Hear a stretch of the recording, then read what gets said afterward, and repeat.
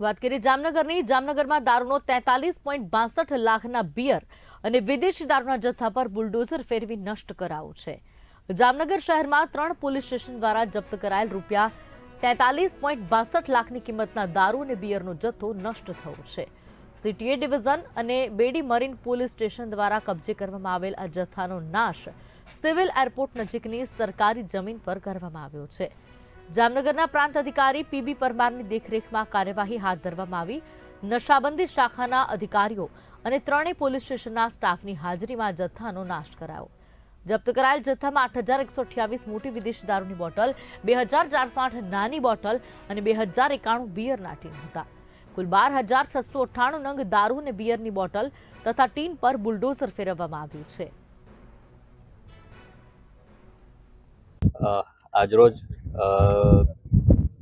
જામનગર જિલ્લા પોલીસ વિભાગ તરફથી પોલીસ સ્ટેશન સિટી એ ડિવિઝન, સિટી સી ડિવિઝન અને બેડી મરીન પોલીસ સ્ટેશનના જે છે દારૂના જથ્થા કુલ આપણે 12698 બોટલો બધી મળીને કુલ થાય છે અને એની જે કિંમત છે એ 43,62,780 જેટલી એની કિંમત થાય છે। એ જે દારૂ અત્યારે અહીંયા સ્થળ પર અહીંયા સરકારી જમીન પર અહીંયા લાવવામાં આવેલ છે અને તમામની અત્યારે હાલ ચકાસણી ચાલુ છે અને ચકાસણી થયા બાદ એને આપણે દારૂ નાશ આપણે કરવામાં આવશે।